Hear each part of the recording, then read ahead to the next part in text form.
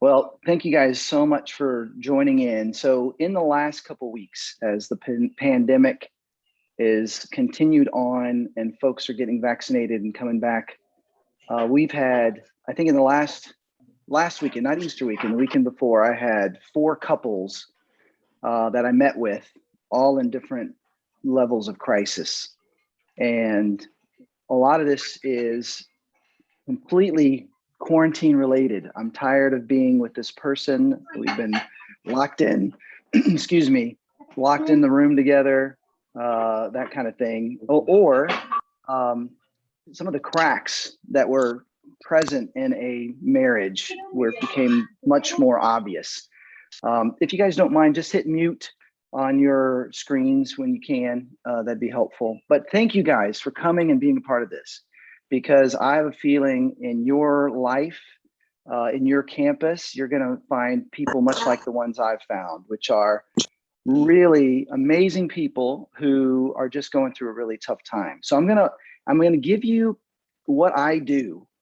And I think this could be a real help to you as you end up meeting with a couple, whether they've come up to you at your campus saying we need help, or if it's someone that sends an email and you're meeting up with complete strangers, right? So, or it's neighbors in your neighborhood.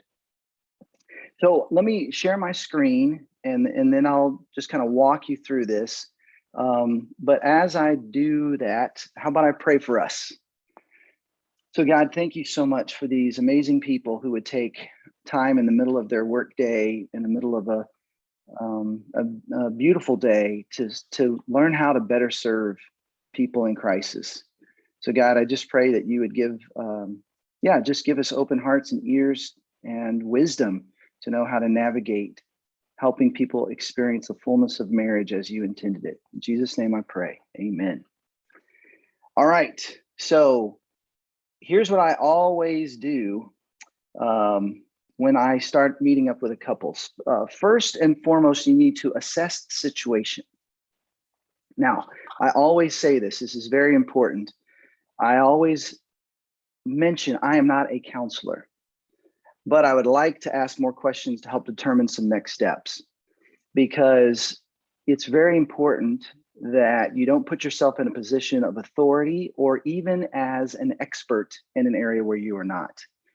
I always like to under-promise, over-deliver, right?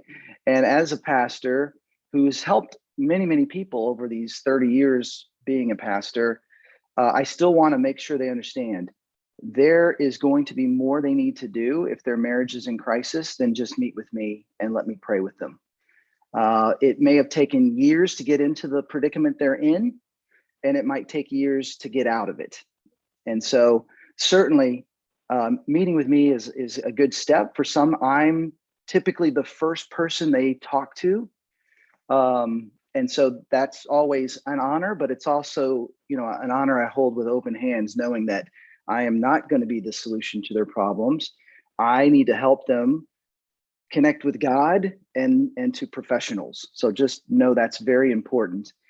And then I try to certainly listen to the circumstances that led them to meet up. Now, the reason I say that is what I'm going to give you is a template that you can use no matter what the circumstances are. But I don't want you to miss what created the crisis. And if you move too quickly to solutions before you even hear what's going on, they're not going to feel heard. And so I'm going to spend a lot more time on probably what ends up being 15 minutes of the conversation than I'll spend on the first 45 minutes. Usually the first 30 to 45 minutes is hearing what's going on and then asking some of these questions to help assess where they're at before I ever give next steps. But the next thing you want to do is typically I try to pray at the beginning. If they've come to me as a pastor, they're not surprised. If they're coming to you and they're your neighbor, you can figure out if they'd be ready for something like that. And if they are, hey, would you mind if I just prayed that God might give us wisdom as we spend time together? And what you're going to do from this point forward, right, in the conversation is you're listening intently to them. an active listener, asking good questions, trying to, draw more out, but you're also listening to the Spirit of God at the exact same time, allowing God to speak to you to even know what questions to ask or even how to encourage them. All right, so here's the template. Then I start asking questions related to the 5 things I'm about to share with you guys. It's based on the workshop I've done many, many times on 5 ways to make sure you don't get divorced, or maximizing marriage is a more positive way to say it. But it's important to hear what's happening in their situation, like what prompted them. And then one of my first questions is to try to figure out where they are with God, right? So once you know what's going on in the situation, how long they've been married, what's the crisis point in their marriage, has this come up before in your marriage? Those are the kind of questions you start off with. Another good question, once you feel like they have both heard, which, by the way, this is also something you're going to want to learn to do if it's just you, or if it's you and your spouse meeting with another couple, just making sure both are heard, listening to one, and then how would you describe where you guys are at, and then just, again, asking a lot of good questions. Before I get into habit 1, there's another thing I often do, I forgot to mention. When it comes to the health of your marriage, from 0 to 10, where would you put yourself? Right? And you give them both a chance to think about it. And then you have them answer, and then why, right? This is often a good way to get at a conversation where they're coming to you because they're in crisis, but there wasn't actually something that happened that got them to meet with you. Usually there's one of them that's saying, I'm not happy, or there's one of them that says, we need help. And so if you can get them both to acknowledge from 0 to 10, we're not a 10, that could then bring out some of the issues that might be happening. All right. So once I get a good feel of where they're at in their marriage, what the issue might be in their marriage, or at least what they see as the issue, then I start moving towards their spiritual journey. So talk to me about your relationship with God. And what you're listening for is a moment when they chose to follow Jesus. Now, John Lee and I met up with a couple from his life group, and this was just a couple weeks ago. Won't share their names with you, but basically, there was a precipitating event that happened. They shared about it, and then as you could hear them talk, he was bitter for years of what he felt like was neglect, emotionally and physically.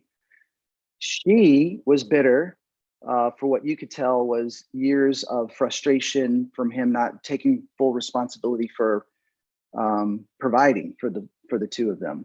So there was something that happened that got them to meet with us, but that's not really what we ended up talking about as much. We started talking about what's, this, again, 0 to 10, what's really wrong in your relationship. What would you want to see changed in your relationship? Okay, so then when I asked them about their spiritual journey, and John had already given me a heads up, but I did not hear either of them describe a moment when they decided to follow Jesus. I heard them talk about church. I heard them talk about prayer, but I didn't hear either of them say, and that's when I, surrendered my life to follow Jesus. So that's gonna help determine some of the next steps that you give, hearing where they're at spiritually. And here's the thing about the scriptures, they work. Even if you don't follow Jesus, if you apply what the scriptures say to your life, they will work. Now, the fact they were talking to John, they have come to Gateway, they were open to spiritual things. They're not opposed to it. It was very easy to say, well, look, can I share with you some things that have helped me in my marriage, some things I've helped help others in their marriage. And these are thoughts from the scriptures. I feel like this is insight God has given us into how to have a healthy marriage. All right, so then what I do, once I hear where they're at with Jesus, then I describe my goal. All right, and I will, I'll show you, this is a visual. If you can't see me, I'll try to describe it to you. Let's see here. Basically, here she is, here he is. My hope in our time together today is if I can move you both closer to Jesus, you're actually gonna move closer to each other. So it's very counterintuitive. It's not what they want. And many times they want to come and they want you to tell them, tell their spouse what they're doing wrong so that you can fix them. But you're actually putting the responsibility back on them to take personal responsibility for their spiritual growth and for their marriage. Okay. So when I do that, I just kind of point towards, if Jesus is at the top of a triangle, one of you's down here, the other's on the other side, you guys are feeling far apart. If I can get you both going closer to Jesus, you'll get closer to each other. Another analogy is oxygen mask on an airplane. That always sounded kind of cruel. Put the oxygen mask on yourself first before you put it on the other person. But the reason they say that is if you try to put it on your child first and you pass out before you get it on, you're both out. But if you put it on yourself, then you can start putting it on other people. And the idea here is my hope is to help each of you grow so closely to God that you can breathe in the hope of God and breathe out hope in your marriage. Like I'm trying to help you connect with God. That's ultimately what a pastor's doing as followers of Jesus. If we can get them close to Jesus, I'm telling you a lot of the trouble that they're going through will find some healing. I will send you guys resources for growing in a relationship with God via email.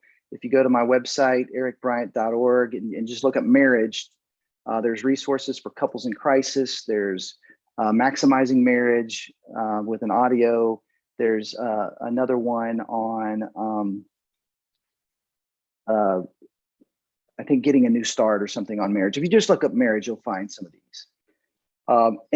But we all know this. Let me just say it out loud. So then I start to talk about things like, so if I hear they do have a relationship with Jesus, then I talk about how you've been staying connected with him. Inevitably, when someone's in a bad place in their marriage, they may not be spending time with Jesus. They may not be, it may have been a long time since they read the Bible, right? So prayer, scripture, church family, serving, those are things that will come up again at the end, but it's important to kind of gauge where they're at. How often do you think you ask God to guide you in your decisions versus how many times is it just, what you think is best? And those kind of questions will expose, not that this is an aha moment, aha. It's more like it's helping them see, you're right. We were in love with each other. We used to be closer to Jesus, and now we're just at each other all the time. Okay. So relationships to help them grow with God. I'll again send you that. But what I often do, by the way, here's what I do at the end. I can jump in. Sorry, you're having to follow me as I am a little scatterbrained. But at the end of every time I have one of these conversations, I say, hey, I will send you an email with some next steps. And in that email often is join a life group, start coming every single Sunday, hold hands while you're in the service. And you'll hear some of the other next steps, and I'll send you an example of that as well. All right, here's number 2, which, by the way, what I'm doing is I'm describing these 5 habits. These are 5 things that healthy marriages do. And so what you're doing in some ways, you're casting vision of what could be true in their marriage, even if they're not there now. And then if you wanted to, again, if you think like this, you could ask them from 0 to 10, how well do you resolve conflict? And one might give a 2, the other might give a 6. By the way, there's another great resource I didn't really mention in this slideshow here, but Prepare and Enrich is another great tool that they both take it. It's $35 for the couple, and it shows them all sorts of issues when it comes to compatibility. It's more of a picture of where they're at, not a predictor of where they could be. So you're going to see they're in different places, but the goal is to move them towards harmony. So back to resolving conflict. The scriptures tell us never let the sun go down while you are angry. That, if we just obey that verse alone, there would never be a problem in any marriage. on planet Earth. But that's not typically how things go. Typically how things go is something happens, one person's upset, and he or she may not even bring it up, but being upset, being hurt, as you see that third little block there, unforgiveness in our hearts creates doubts in our mind. All of a sudden, I'm not sure if I should have ever married this person, or you start going into she's always like this, or he's never going to change. All of a sudden, once you create this distance in your heart towards your spouse, you are more susceptible for temptation at work, online. Unforgiveness in our hearts creates doubts in our mind. It creates a crack in that connection that God wants for us to have in our marriage. The enemy is going after marriages. That's a given. If the enemy could do anything to slow down God's kingdom, he will do it. And some of the easiest things to do is to go after our marriages, which, by the way, if you think about it, opposites tend to attract at first. Later on, they annoy. So you're going to have some folks that are complaining about the very things that they used to like about their spouse. But what you're going to do, again, I'm kind of describing the last few minutes. Some of this I'm asking throughout, but I'm trying to tell me about your, how do you resolve conflict? Is one of you a chaser? Is one of you, somebody who prefers to think about it first? And so once you get a sense of like, what do they do when it comes to conflict? One of them is really eager to resolve it, but they kind of come across as nagging or too intense. And the other one wants, some time. Here's what it means to never let the sun go down while you're angry. It does not mean that you come to a resolution by the end of the night. It would be great if you could, and that might be what you shoot for.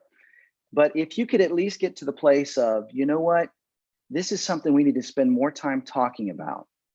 Why don't we do that on Saturday? Let's just go out to Kirby Lane, sit outside, and let's spend 2 hours together and let's just figure this out.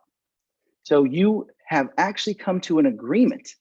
Yes, we both agree we need to work through this, but that agreement, setting a time, actually helps the person who needs time to process know they've got the time to process, but it also helps the chaser know, oh, okay, great.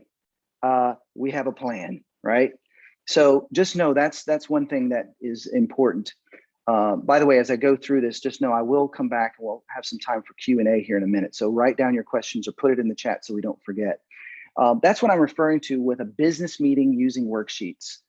And again, I'll send you an email with this, but these worksheets are incredibly helpful because all you're doing is, as on one of them, it's communication worksheet. The other one's conflict resolution. Communication worksheet is what are 3 things you want to work on in your marriage? And they both write down their lists independently. Then they come to this little time on a Saturday at Kirby Lane and they share their list. And if they share one, they both wrote down, this is what we need to work through, then that's the topic that they work on. Then the next time they get together is they actually have a conflict resolution sheet that says, write down the 10 things that you want to do in order to help fix this situation. And again, they do it independently. They bring it out together, and all of a sudden they're sharing what the sheet says instead of you never and I always have to, but from the sheet, they're giving solutions, and they might share 2 or 3 solutions to the same problem that they came up with before. So all that does is it creates the opportunity for them to get on the same page, to learn how to negotiate and figure this out together. All right, so next question, or that I usually move towards when it comes to after talking about resolving conflict, which by the way, I am sorry, I forgive you, are gifts from God.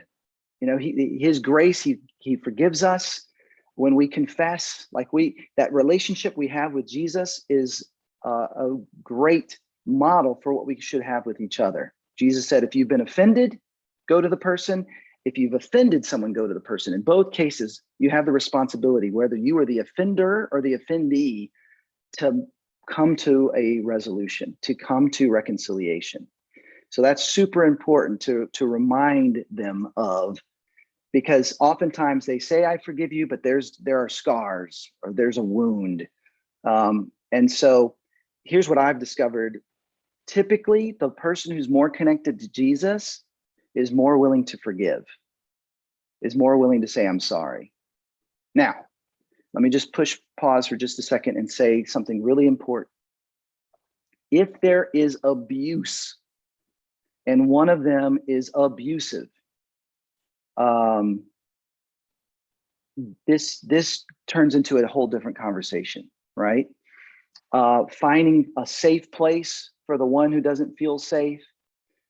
Frankly, typically, by the time they come and both sit down with me, I don't usually get in on that conversation. The person who's abusive is never usually willing to have the conversation. So just know this may not happen to you. And if it does, you can always reach up to your campus pastor and ask, hey, I need help. Or if you are the campus pastor, reach out to me or Carlos, and we'll try to help. But there is a sense, or Brian Brunson, of course, but there is a sense that there is violence, assault happening, or even if there's habitual patterns of emotional abuse, you can still forgive, but there can be steps towards rebuilding trust. Doesn't mean there aren't consequences, right? So just know, depending on what the situation is, the situation John and I, last weekend, two of them were, she had an affair, and this other one, John and I were helping with, was he wanted to buy something she didn't, and she took off her wedding ring at the end of the argument. So that sounds like a big reaction. Well, behind it was he's never taken responsibility for providing for us. And he was upset because behind it, she cuddles more with the dog than with me, right? I don't even know if she loves me or respects me. So that was the trigger.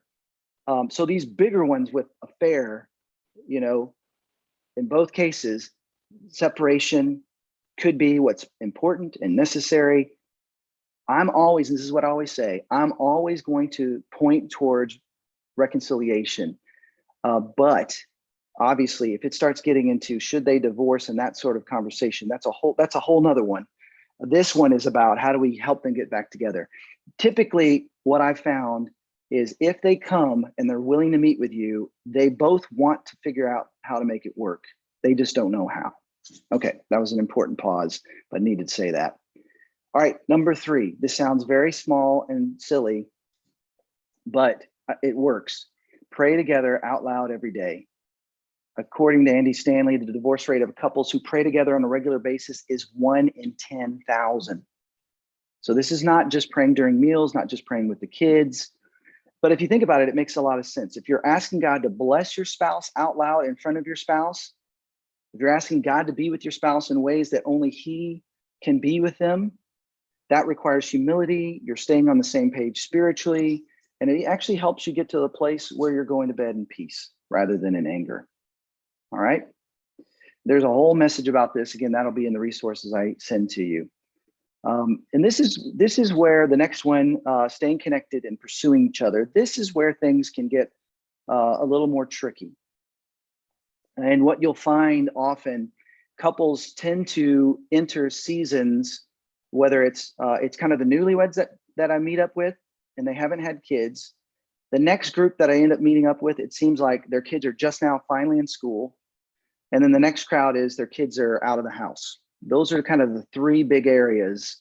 Right before kids, right as the kids are no longer rugrats, but actually in school, it's almost like one of the 2 has a chance to like breathe and realize, do I want to do this? Do I want to stay married to this person? Because if we're about to have kids, I'm connected to this person for the rest of my life, right? So it's very possible as you start to talk and find out, again, I'm putting these as statements, but use them as questions. Are you guys getting to spend much time alone together? Have you when's the last time you had a chance to go on a date? During your dates, do you talk about finances and the kids? Because if it's not a fun date, if you're bringing up the conflict that you need to resolve, right? Make date night's a chance to connect emotionally and spiritually, right? So that's an important part to say.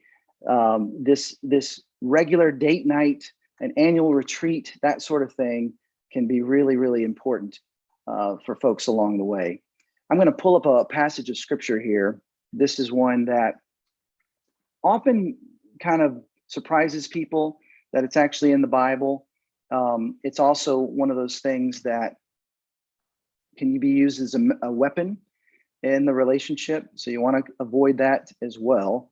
But this always surprises people, especially those who are new to the faith or those who are, they haven't really surrendered. They haven't really surrendered their sex life to God, right? Some of us grew up in environments where intimacy with our spouse, sex was seen as dirty or bad. And so then in the context of marriage, it's hard not to separate those two. And there's a lot of people that we will meet with who have all sorts of pain from this in their past.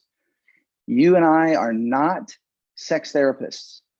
If there has been abuse in the past, we got to tread into this lightly, all right?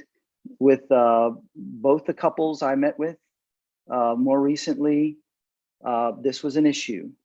And so here's what it says, and this is what surprises people. Verse 1, it is good for a man not to have sexual relations with a woman. That doesn't surprise him. That sounds like what the Bible would say, right? This is the part that surprises him. But since sexual immorality is occurring, each man should have sexual relations with his own wife and each woman with her own husband. The husband should fulfill his marital duty to his wife, and likewise the wife to her husband. The wife does not have authority over her own body, but yields it to her husband. In the same way, the husband does not have authority over his own body, but yields it to his wife. Do not deprive each other, except perhaps by mutual consent and for a time, so that you may devote yourselves to prayer. Then come together again, so that Satan will not tempt you because of your lack of self-control. I say this as a concession, not as a command. I wish that all of you were as I am, but each of you has your own gift from God. One has this gift, one has that. By the way, the gift that Paul's talking about is he has the gift of celibacy. And so here's what I do when it comes to intimacy. Now, again, this is not something I enjoy talking about. It's not something I like to talk about, but it often comes up in these conversations. And when this one couple, she had an affair. The other couple, again, met with them this last weekend or 2 weekends ago. The other couple, what came up from him is, she won't even hold my hand. We haven't had sex in 2 years. This came up. I didn't bring it up, they brought it up. And so we need to talk about it. And so when I read this verse, what I tell them is, right now, and she's not willing to have sex with him because she doesn't feel emotionally connected to him, and he's not being responsible. So it's all messed up and convoluted. And so what I usually do is I go with that verse 5 that we read there, and I just say, okay, here's what we want to do. Let's take sexual intimacy off the table for now. And let's just agree to fast from being sexually intimate for a time so that you can pray and you can ask God to heal your marriage. And in that time, because of what we're talking about in this particular, habit, I want you to start going on a date. And on your date, ask if it's okay to hold her hand. Watching a movie at home, ask if it's okay. Hey, would you be willing to give me a massage, right? Or would you like a massage? Like, just go back to like you're dating, basically. And what will happen is, I've had some couples who say, you know what, we're going to fast for the next 40 days. And then we set up a follow-up. Usually I only do 2 appointments with a couple that's in crisis. The first one where I diagnose and give some next steps, and then a follow-up to see how they're doing and encourage them to stay connected. But all that to say, what ends up happening is, I've had some call me back and say, hey, is it okay if we break our commitment? We're doing so much better. And oftentimes I say, look, this is between you and God. If you felt like 40 days is what God told you, then keep your 40-day fast. Because what sex does in relationships is it can be a band-aid. It can mask issues with conflict and communication. There are many women who have been sexually abused. There are many women many men who have issues with sexual addiction. So this is an area where the enemy will come after us. And so it's important to help them navigate this in a healthy way. Let me go back to our slides, and we're almost done, and then we'll do some Q&A. Let me pull this down here. Let's see, sorry. There it is. Here we go. So when it comes to staying connected and pursuing each other, going on the date, you know, holding hands on a walk, and seeking ways to serve your spouse. You know, if there are things that you can do to make her life better, his life better, just look for ways to serve each other, to be kind to each other, to show love to each other, even if intimacy is not part of it right now. The other thing that I was going to say about this is it's important when it comes to their relationship. By creating that business meeting where they talk about the hard stuff, it can eliminate all the nagging in between. I had one couple a few years ago that I met, and he said, it's just so hard for me because I cannot feel anything but failure because every day she brings up what I need to work on. And I asked her, well, are you doing that because you don't know if he's hearing you or because you don't think he's taking you seriously? And she said, well, actually both. And I said, well, what if you guys had this business meeting, you scheduled every other week for now, and you knew he was going to talk about it? Could you wait between those business meetings to bring up what he needs to work on? And she said, absolutely. If I knew he's willing to deal with it and willing to talk about it, I wouldn't have to bring it up in between. And what happens is every time she thinks of it, or every time he thinks of what's bothering him, it's a reminder to pray for their spouse. God bless, help our conversation coming up on Saturday be really good. Which, by the way, if you haven't noticed, I usually encourage them to do it outdoors, you know, out of their house, because usually in a public setting, they'll keep it a little bit more conducive to healthy conversation. All right, here's the last one, and then we'll do some Q&A. Finally, I'm trying to find out, how connected are they with others? Are there other couples in their life that they talk to? Typically, I am the first and only person. Other times it is mom or dad, and that's part of the issue, is they have problems with the in-laws. One of them does. So encouraging them, and you would be shocked at how many couples, all they need is to be in a life group, and they're having conversations about their marriage with others that are married. They're asking their friends, their new friends, to pray for their marriage, to pray for specific things. How that often helps somebody kind of right-size their expectations of marriage. All of a sudden, when they're saying, oh yeah, we went through that 5 years ago, it was really hard, but things are better now because we did this. Like, just having other people in their life is really important.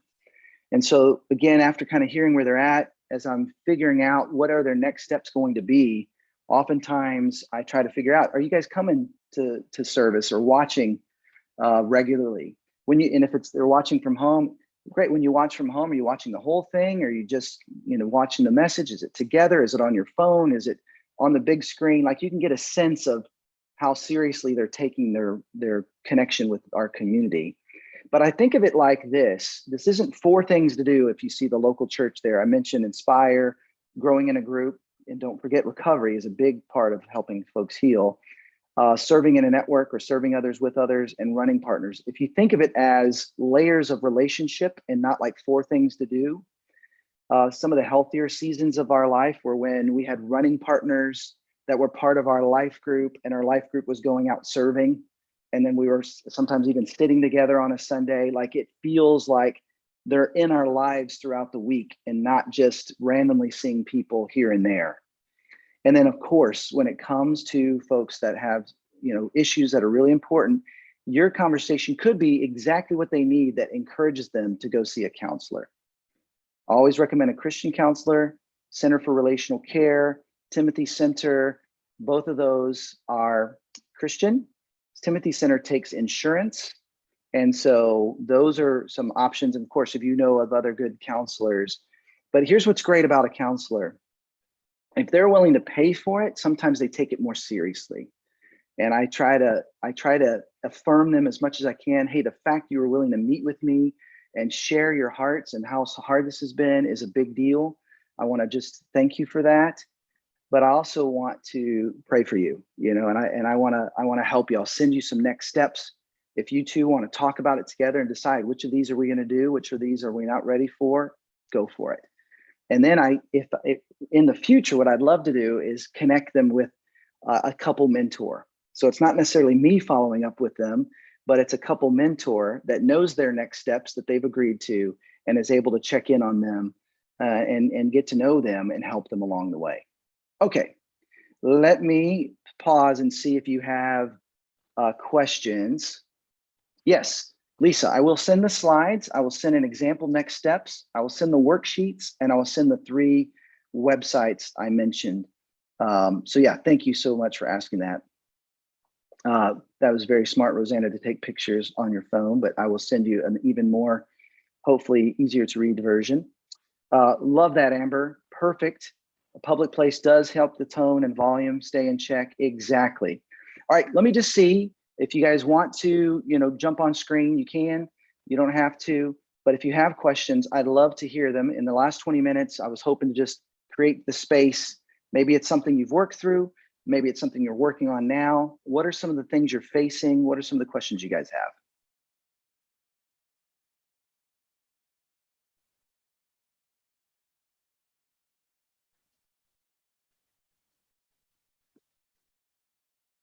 Anyone?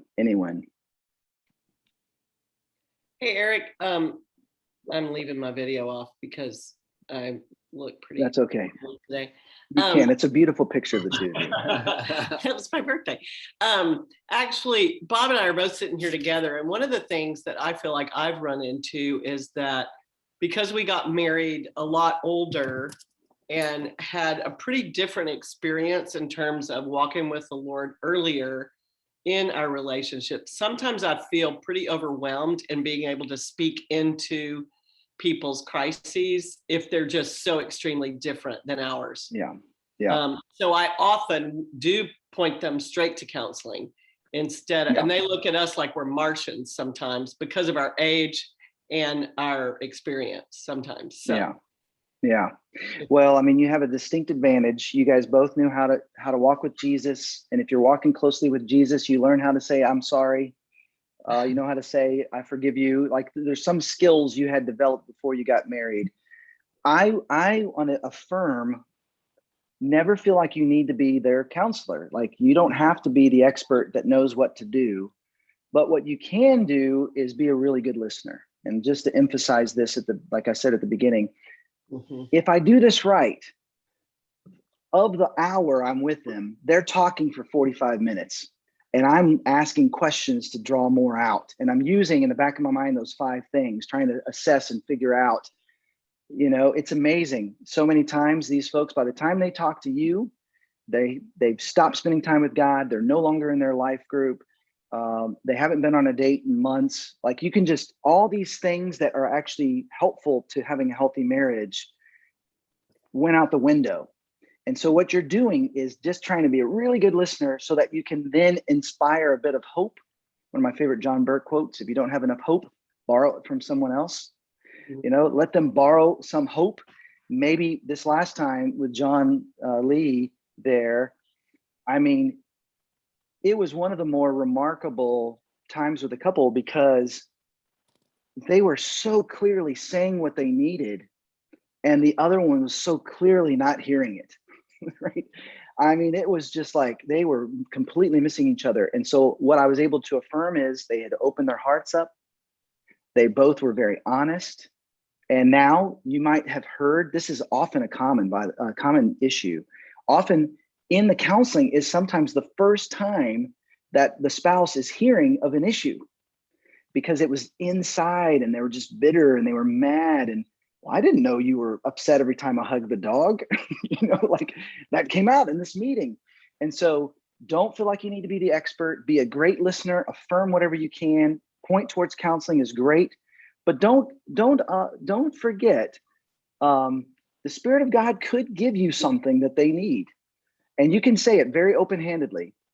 Hey, I'm just going to share something that has helped us, if that's true, or hey, I just want to share something I just thought that if they're a believer, you could say that I feel like might be from God. Keep it very open-handed, right? And then say whatever it might be. That tends to help. If they're not a believer, just say, hey, I have a thought. I'm just going to throw it out there for whatever it's worth. Just consider it. And again, if you're trying to listen to them intently and to the Spirit of God, you might be surprised at some of the things he does give you, but don't feel like you have to be an expert. Thanks for saying that, Jennifer. Yeah. That's so good, because I was just to encourage Jennifer too, like single people could probably feel the same way, and maybe even more disqualified than the Carsons. Yeah.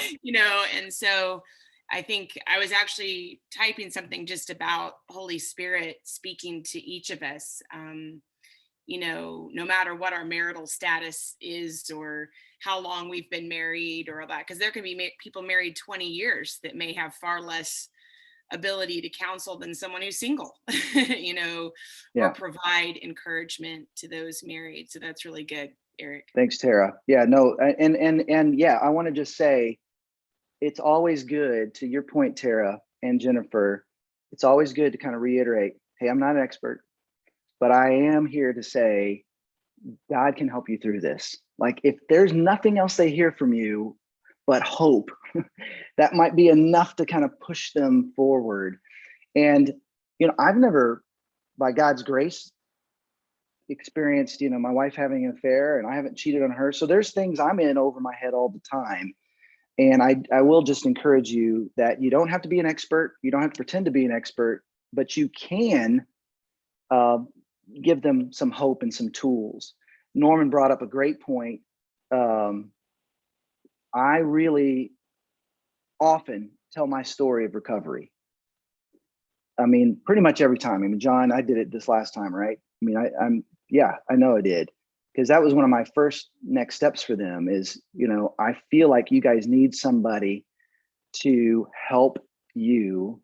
And everybody in here has an issue in recovery. And I went in thinking I had one issue, but it uncovered all sorts of things. And what's great about recovery, it's not just helping us overcome bad habits, but also it's helping us overcome hurts. So both of them have, habits. They may not be aware of their own, but both of them have hurts. And so recovery is a great first step for some folks. So yeah, thank you guys for that. That's really helpful. Is it healthy to speak from our own experience? Yeah. Well, so your question, to stand aside until we know when to give their testimonies. Yeah, I would definitely listen first, listen more. What is that old adage? We have 2 ears, 1 mouth. Definitely listen more. But Maggie, to your question, to say something like, hey, let me just say, from my own experience, this is what's happened, and this is what helped us. And you're always try to put yourself in their position, and always try to communicate empathy. Like, I feel what you're going through because I've been through my own things. I think that's always healthy and always good. And you don't want to come across as judging the couple. That's where sharing your own story of some of my struggles, some of, when Deborah and I went through our marriage crisis, she didn't want to be married to a pastor anymore, which I'm a pastor. She felt called to be a pastor's wife. Like, this was a really big moment for us. And so we had to work through it, and we went to counseling, and we shared, with other couples, what we were going through. And it's a bigger story than that, but all that to say, it does help them know this is normal. And maybe that's another part of the hope. If they just know every single couple is going to go through trials, every single couple. So that's a great question. Thanks, Maggie. Yeah, Eric, other I have questions? a question. Yeah. So Go for a it. lot of times when these situations come up to us, we may be very close to one of the people in particular. And so my question is, when do we know when to step in and when to maybe hand that off to another staff person or another one of our Yeah. leaders, at our campus? So say Yeah. I've developed a really great friend relationship with this guy, and now they're wanting to bring some of their marital issues, just to understand that our biases as well. How have you handled that situation? Well, I mean, sometimes I'll ask them, well, first I'll start with my wife, Deborah, would you be willing to help me? If she's able to and feels, good about jumping in, then sometimes I'll say, hey, would it help, since I know you very well, but I don't know your spouse? If I brought my wife in, she's an objective observer. She, loves Jesus. Again, if these are Christ followers, and she can help me better hear what's going on. That's one option. John and I decided to meet with this couple because I didn't know them at all. And I felt like, I was happy to jump in that time and help. So yeah, I mean, again, I still feel like if you can get them to meet with you, take it. And if you can get them to then start seeing a Christian counselor, you've won, right? Like you really have, because I'm telling you, just to talk to you for some is like a big deal. That's not normal. People, even though we say no perfect people allowed, people still like to pretend they are perfect, and they don't want to talk about their struggles. And some of this is very sensitive stuff, talking about intimacy and marriage. I mean, this is a big deal. And if I could just maybe for a moment talk about this, and this is going to probably overgeneralize. This isn't always the case, but typically in marriage, intimacy, physical intimacy is just what's the word? It's just a gauge. It's a symptom, right? Behind it is usually other bigger things. And what I mean by that is a couple that has not been intimate in a while, there's probably some bitterness, and they've turned into more like roommates or business partners. All of those things can indicate some deeper things that are going on. Now, if the conversations or the fights are always about intimacy, then it's important to just, try this whole thing I just described. Let's fast from talking about sex for the next 40 days. It may not feel like an issue to you, but it feels like an issue to me. This is the couple talking. And let's work through this worksheet. And you write down, what do you think can help us get to a place where we're not fighting about being physically intimate? What are the things that could help us get to a place where we're healthier in this area? Sometimes I try to encourage couples to think about the times when you are healthiest. But see, even that doesn't always work, because they might have been intimate all the time as newlyweds, but it was built on a ragged foundation, right? And so I like to say, when Deborah and I went through our crisis, I thought I loved her when we got married. I now know what love is on this side of the crisis. So I'm actually inviting you not just to like, wouldn't it be great if everything was like it was in year 2 of marriage? I want to invite you to consider God has something even better than what you've ever experienced in marriage. And so that 40-day fast from even talking about sex other than during the business meeting, and every time you think about sex, that's your reminder to pray for your spouse, ask for God's guidance and blessing. But intimacy is important to continue. Now, physical intimacy is just part of the intimacy story. There's relational intimacy, there's emotional intimacy, spiritual intimacy. So these 5 things can be part of it. And you don't want to use, this is the catch. Sometimes, couples might use this as a weapon. You get what you want when I get what I want. That's not what you're going for. What you're going for is that these two are the image of Jesus and the church. And so how do we get to that place? How do we get to the place where we pray for each other out loud every day, where we're resolving conflict, we're not going to bed angry, where we're really close in our relationship with Jesus, we're really close in community, and we're also, just pursuing each other, like doing these 5 things. It's almost like if you can work on all 5, then they'll all get better. Hey, Other questions? Hey, Yeah. Eric, I got a question. Yeah. So I know you mentioned like maybe if there's abuse going on in the relationship or there's an offender of some sort, whatnot, they don't usually show up to the table or rarely ever show up to the meeting. Could you say a little bit more about like, oftentimes we have the one person, maybe it's the husband or the wife, they do Yeah. come to the pastor and they say, my marriage is on the rocks. It's not good. I feel like I'm at the end of myself. I've done everything I can. They're not going to come to counseling. And so it becomes more about the one person in the marriage. Yeah. And maybe, and they're even using the word divorce. They're like, I mean, maybe it's time. Are we pointing that one person like, hey, well, have you tried counseling for yourself? What else can we do other than pray for them and point that individual to counseling? Yeah, no, you said it very well. I mean, I think that is a great goal.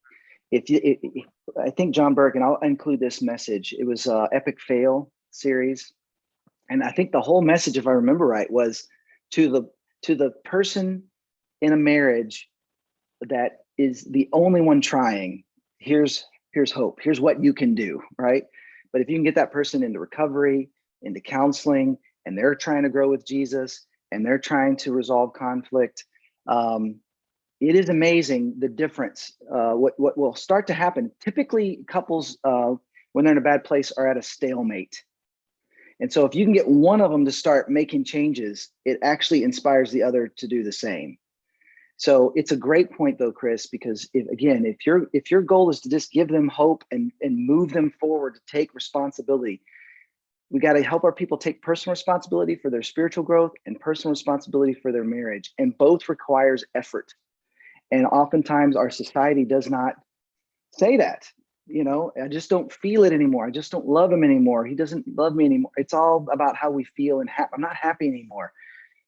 Happiness is, fleeting, but joy is deeper. And in a healthy marriage is going to require both giving, not 50-50, but 100%. So if you can get one of them giving 2%, you can build on that. And I appreciate you asking that question. I think I'll try to remember to include that talk, because there is something to, if one of them starts making progress and they can see that in the other person, boy, that's a big deal. The other thing I just want to emphasize that I said it, kind of alluded to it quickly earlier, but it is really critical. The communication worksheets are really helpful because they get on paper what is in someone's head and heart. And I can't tell you how many of these couples that I've met with over the years where the issue is unexpressed expectations. If he loved me, he would do this. If she loved me, then she would know I like that. Man, we have got to help our people learn to communicate. And that's what prayer is. Think about it. God already knows what we need, but he still wants us to talk to him about it, right? Because I think when we say it out loud, it helps us become more open-handed and open-minded to hearing his response. So when this guy says to his wife, every time you hug the dog, it's like a stab in the back. She's like, what are you talking about? That had never come up before until they're talking to us. But what he's saying is, I feel hurt. I don't have the same level of affection. When I try to hold your hand, you pull away. But again, it's unexpressed expectation. He did not say, I know right now you're not in a space where we could, be physically intimate, but could we at least hold hands? Could we at least go on a walk and, I can put my arm around you, like starting with a little bit of, something they can build on. Thank you, Chris. Lisa has a question. A lot of the centers around faith or spiritual openness. How would you contextualize various pieces of this for people who are not open to faith? Yes. So this couple, as I described, did not describe moments where they found Jesus. So in my next steps with them, I literally started with, in order to pull this off, you need God's help.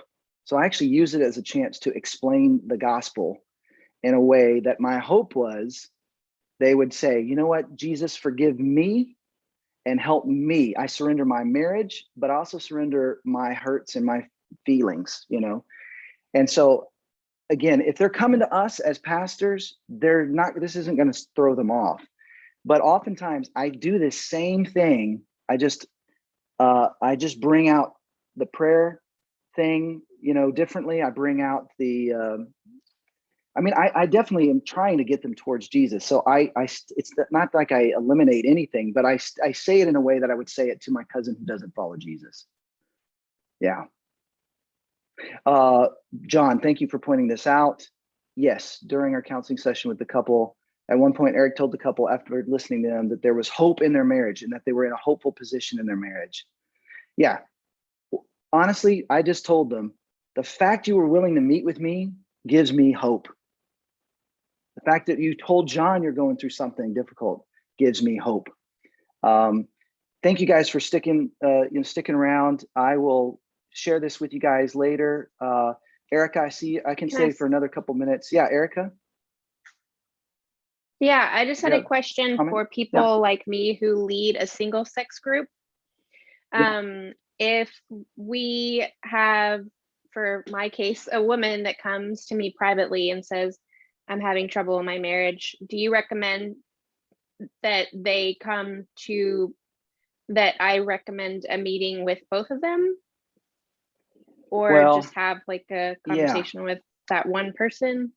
Feel free, you know, to go as far as they'll let you go. And it could be that you hear the story from her and you say, you know what? I mean, this is what I would do if I was you, Erica. I would talk to Raph and say, hey, would you be willing to meet with this couple that are going through a tough time with me? And then say, to extend the invitation to her, hey, do you think your husband would be willing to talk about, you know, what you guys are going through with me and Raph? And that might create that connection that he needs to hear a guy opening up about marriage is hard, you know, and feeling like someone he can connect with.